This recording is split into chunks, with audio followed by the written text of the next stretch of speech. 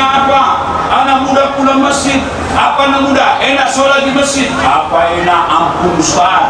Kenapa ampun? Surah Yasin lebih dua Ustaz.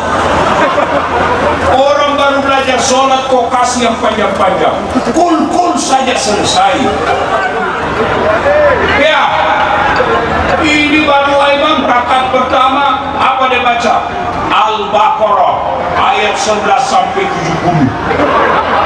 Dia khusyuk dengan bacaannya, kita khusyuk dengan hayalan.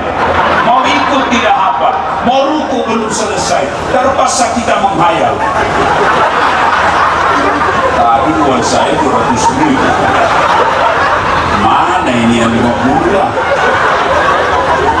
Di mana saya simpan? Allahu Akbar, masih dia cari. Allah. Siapa yang salah? Siapa salah? Imam.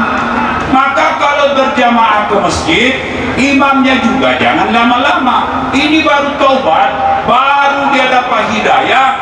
Dia datang sholat jamaah di masjid, ternyata dia dapat imam yang panjang. Besok tidak mau lagi taubat saya ke sana. Menyiksa.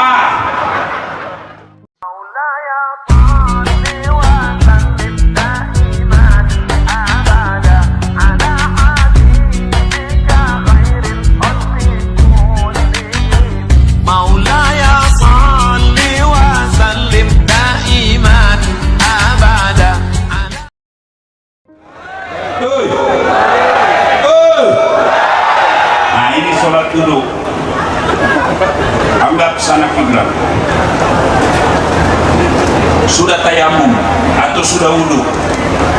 Allah. Baca doa iftitah. Kalau mau praktis tidak baca doa iftitah juga boleh, karena itu cuma sunnah.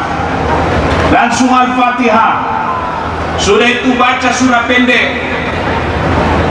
Nah, minimal 1 ayat. Bismillahirrahmanirrahim. Yasin. Allahu Akbar.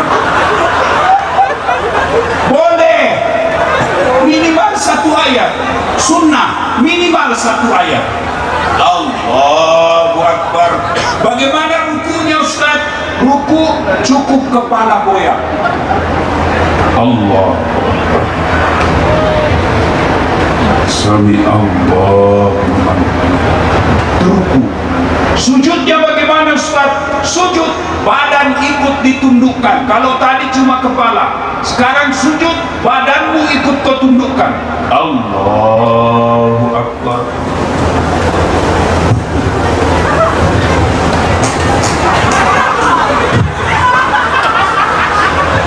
Bocor. Itu sah atau tidak? Batal. Tidak habis Ustaz, tetap batal. Makanya kalau ada gas dalam perut, sudah mulai terjadi turbulens, jangan tahan, nanti bocor ketika kau sholat. Jadi lepaskan dulu, baru wudhu atau tayamum. Bagaimana kejadian kalau begitu Ustaz? Sudah 2 rakaat batal. Meskipun sudah at-tahiyyat, setengah mati dia tahan. At-tahiyyat batal.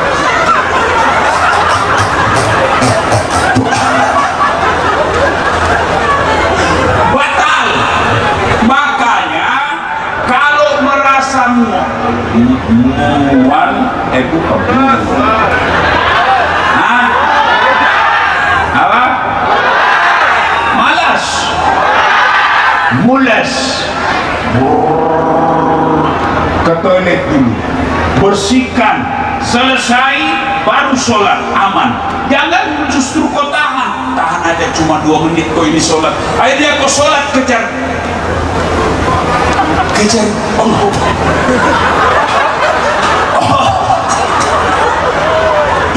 Pasti kau tidak sholat, kau hanya tahan kentut. Maka selesaikan dulu, masuk kau dulu ke toilet, termasuk kalau itu disunahkan tidur aja dulu baru kau sholat. Jangan sampai kau sholat sambil tidur. Jangan sampai kau sholat, ini sudah tahiyat apa belum? Sudah tahiyat atau belum ya? Sudah tahiyat atau belum? Bagaimana kalau kejadian begitu? Bagaimana kalau kejadian ini sudah 3 atau 4? Ini 2 atau 3? Ya, ini 1 atau 2? Maka ambil bilangan kecil, jangan bilangan besar. Lebih baik lebih rakaatnya daripada kurang. Kalau lebih, solusinya sujud sahwi. Tapi kalau kurang, tidak sujud sahwi, batal sholatnya, tidak sah. Jelas? Jelas? Apalagi alasan udah sholat? Hah? Apa? Tidak ada kecuali malas. Apa lagi? Apa? Tentu Nabi bilang kau tidur dulu. Kalau ketiduran, sholat begitu kau bangun, harus sholat. Bahkan orang yang lupa, misalnya 3 hari yang lalu karena sibuk ngurus tenda, baru sadar,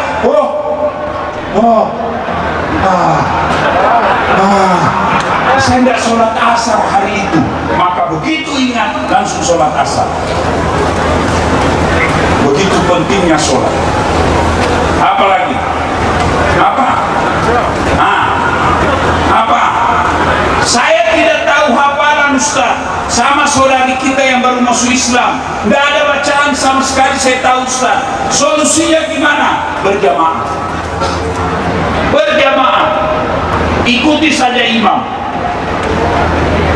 Juga kalau jadi imam, jangan juga panjang-panjang. Ada juga kalau imam Pak la haula wala quwwata, menyiksa jamaah. Baru mau takbir sudah lama memang.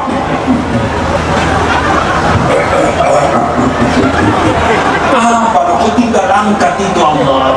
Hilang sekarang.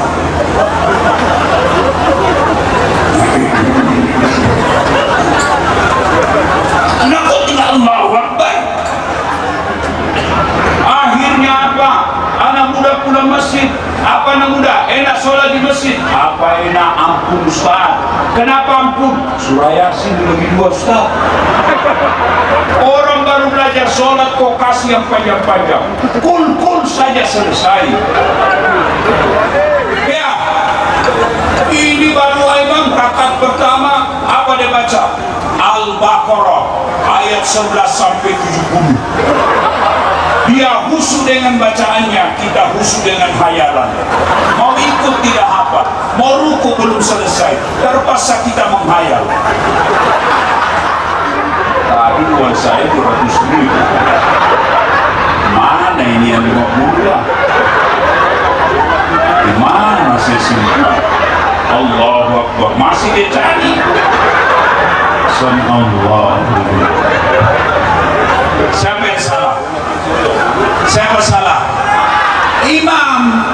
Maka kalau berjamaah ke masjid, imamnya juga jangan lama-lama. Ini baru taubat, baru dia dapat hidayah, dia datang sholat jamaah di masjid, ternyata dia dapat imam yang panjang. Besok tidak mau lagi taubat saya ke sana. Menyiksa. Kata Nabi, kalau kau jadi imam ringkaskan, kalau kau jadi imam ringkaskan sholatmu. Kalau kau sholat sendiri terserah. Ini ada imam Pak, walau benar atau tidak ini cerita, menghafal Quran, dites dia di kampung. Kau jadi imam nak, kita mau dengar hafalanmu. Oh, dia baca surah Al-Ma'idah Pak. Hanya dia yang hafal. Begitu lagi khusyuk bacanya, tiba-tiba ada cicak jatuh. Pas nyambar telinganya. Stres. Namanya orang stres, hafalan hilang. Tiba-tiba ini anak muda, kira-kira urusan umur-umur SMA. Suasana hening.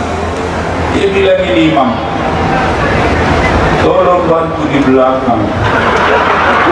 Dia bilang di belakang, saya juga tidak tahu. Ada orang muda capek, dia bilang kalau begitu ya sudah, Allahu Akbar. Siapa salah? Siapa salah? Imam. Maka tolong yang imam di musola, yang imam di rumah, yang imam di komunitas kita, kalau kau jadi imam, ringkaskan bacaanmu, jangan panjang-panjang, karena pasti makmum tidak bisa mengikuti. Apalagi kasihan kalau ada yang rematik di belakang, orang yang sudah pensiun, kau siksa orang tua.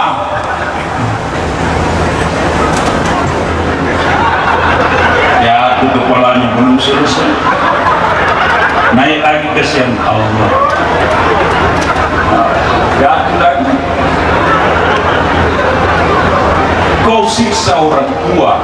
Maka sunnah ketika jadi imam, ringkaskan bacaan sholat.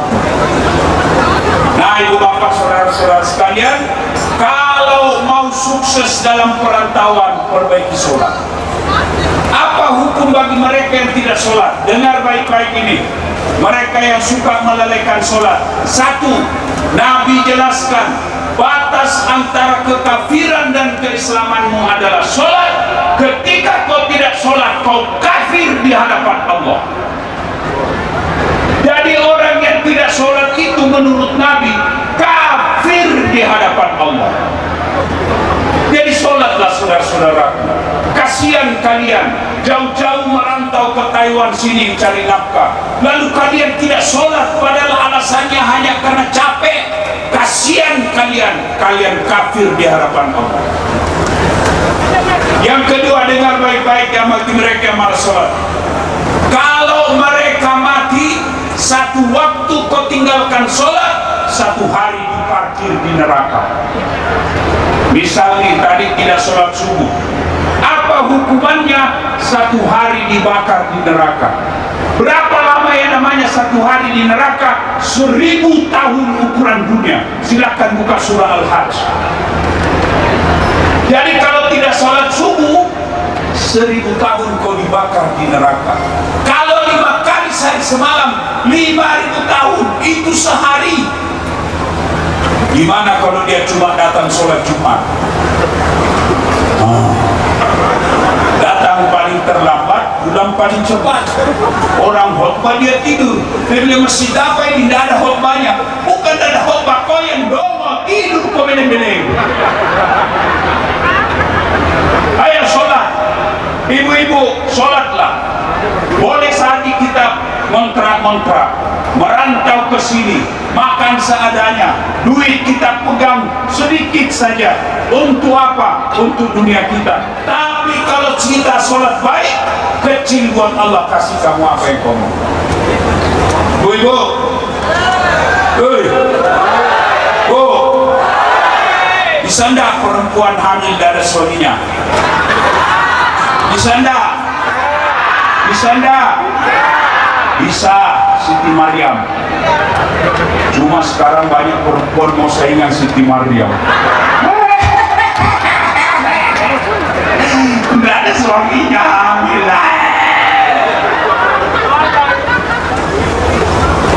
Bapak-bapak, kecil buat Allah bangun kandungan kamu. Kecil buat Allah sejahterakan bapak. Ibu-ibu, kecil buat Allah kasih suami yang baik. Kecil buat Allah kasih jodoh yang soleh. Allah cuma minta perbaiki sholat. Halo, ada enggak manusia yang tidak ada masalahnya? Ada enggak manusia? Oh, saya lihat di depan saya ini muka-muka penuh masalah semua. Ini yang lagi ceramah. Bapak-bapak pikir saya tidak ada masalah. Banyak masalah saya, Pak. Sekarang Bu, banyak janda-janda curhat. Ustaz, suami saya baru meninggal. Adakah doa-doa penenang jiwa? Saya kasihlah doa-doa penenang jiwa. Lama-lama curhat. Ustaz, maukah Ustaz menjadi imam dalam hidupku? Saya bilang mohon maaf Bu, saya bukan imam, saya penceramah. Mana ada manusia yang tidak ada masalahnya. Istri cantik, sedulur-sedulur, sampean pikir kalau istri cantik bukan masalah, apalagi kalau suaminya jelek. Istri cantik digoda orang, masalah. Berarti bagus kalau istri jelek. Istri jelek dihina orang, berarti bagus kalau tidak ada istri, masalah. Bagus kalau banyak istri, masalah. Semua masalah. Maka Allah tidak meminta, wahai pegawai-pegawai, pekerja-pekerja Indonesia yang ada di Taiwan, di Taichung,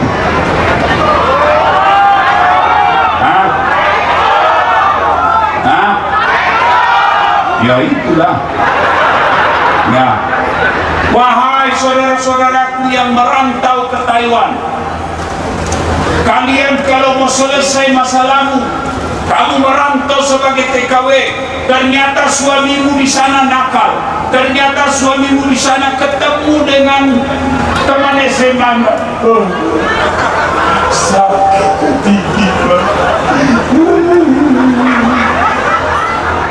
ya Bu, ya Allah cuma minta dua, ista'inu bis-sabri was-shalah, sabar, perbaiki sholat.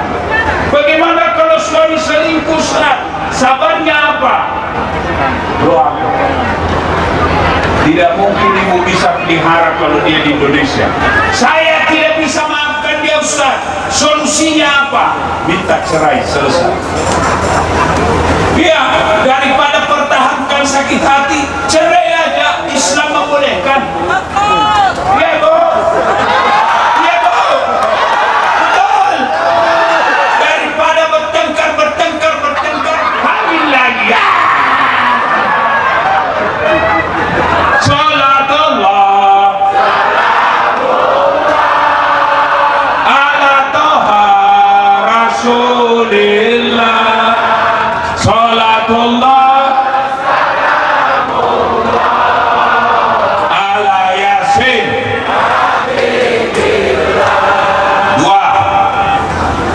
Bagi mereka yang tidak sholat, itu dikubur nanti ada temannya datang menemani dia.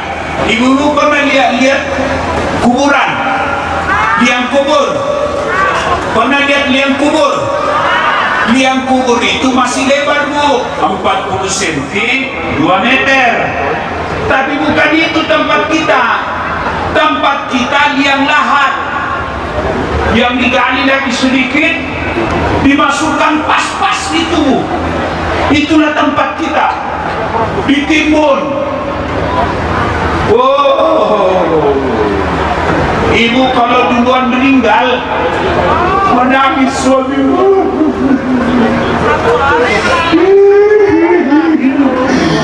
Istri saya baik betul. Bulan depan kamu sudah menderita di kubur. Bapak-bapak ini, adik-adik saya masih muda-muda. Begitu kau meninggal, istrimu muda, janda muda, banyak yang lirik. Kamu sudah dibakar di kubur, istrimu pakai mobilmu dengan suami barunya. Bu, ketika hancur perut, cacing masuk di mata, cacing masuk di telinga, perut meletus, datanglah utusan Allah. Lalu berkatalah sang jenazah, man anta, siapa kamu? Siapa kamu? Sayalah Asisuhuja al-Uqra, ular, ekornya cuma satu, kepalanya tidak bisa kau hitung. Kenapa kau datang kepadaku? Sayalah sholatmu yang kau anggap remeh selama ini. Dia lirik kita, dia hukum kita, dia temani kita. Kapan kapan dia lepas? Nanti hari kiamat. Maka saudaraku sholat. Tidak ada gunanya kalian datang pengajian tiap bulan, tablik akbar sekali sebulan, tablik akbar sekali 3 bulan, jauh-jauh naik bus, kadang-kala bermalam sewa hotel, tapi kalian tetap tidak sholat. Tidak ada gunanya semua pengajian. Sholat, apa susahnya sholat? Sholat paling gampang. Haji penuh puluhan juta, ngantri sampai belasan tahun. Puasa 30 hari kalian dapat. Zakat perlu modal, perlu uang. Sholat yang penting ada kemauan. Saya tidak tahu bacaan sholat Ustaz. Wala tayasu min rauhillah, kata Allah. Jangan kau putus asa akan rahmatku. Datanglah kau sholat berjamaah di masjid. Tidak susah. Ayo ibu-ibu, Bu, sudah capek? Masih bisa? Iya. Saya sudah mulai capek. Saya titip pesan satu, pelihara sholat. Yang kedua, kalau ibu bapak sudah punya anak, didik dia dengan baik. Jangan sampai anak kita dititip sama kos-kosan. Titip anak kita di neneknya, titip anak kita di kakeknya. Biasa nenek dan kakek lebih sayang daripada lebih sayang cucu daripada anak. Tidak ada gunanya ibu-ibu merantau jauh ke sini, menyeberang berjam-jam, naik pesawat, lalu anak kita tidak ada tahu mengaji. Tidak ada gunanya kita cari duit. Alhamdulillah dapat duit 30 juta 1 bulan, tapi anak kita tidak tahu sholat, anak kita tidak pakai jilbab, anak kita lelaki selalu keluar bawa cewek. Nauzubillah min dzalik. Tidak betul. Maka ibu-ibu selalu luangkan waktu, minimal selalu telepon anaknya, di mana kabarmu nak? Kalau ibu punya anak cewek, suruh pakai jilbab. Syukur-syukur kalau bisa masuk ke dalam pesantren. Ya. Dan yang ketiga, pesan khusus saya karena waktu yang terbatas. Ibu-ibu, bapak-bapak, saudara-saudara sekalian, jadilah duta muslim di sini. Tunjukkan akhlak Islam yang baik. Apalagi ibu-ibu yang pakai jilbab, kalau bersentuhan, berkomunikasi, bersosialisasi, bermasyarakat dengan warga tempatan, tunjukkan bahwa Islam adalah rahmatan lil alamin, supaya mereka tidak menuduh kita sebagai agama teroris. Ya Bu, ya Bu. Nah, dan yang keempat, ibu bapak, saudara-saudara sekalian, jangan pernah bosan berdoa kepada Allah Subhanahu wa Ta'ala. Bagi Allah tidak ada susahnya memperbaiki hidup kita. Allah cuma minta, jangan lupa kau berdoa. Ud'uni astajib lakum, minta kau kepadaku, pasti ku kabulkan. Itu janji Allah. Dan berdoa itu ibu tidak harus menghafal. Ibu-ibu pergi ke toko buku, beli buku-buku doa, lalu ibu hafal. Tidak menghafal. Doa itu tidak menghafal. Doa itu bahasa hati. Bahasa Jawa boleh, bahasa Indonesia boleh, bahasa Padang boleh, bahkan bahasa isyarat juga boleh.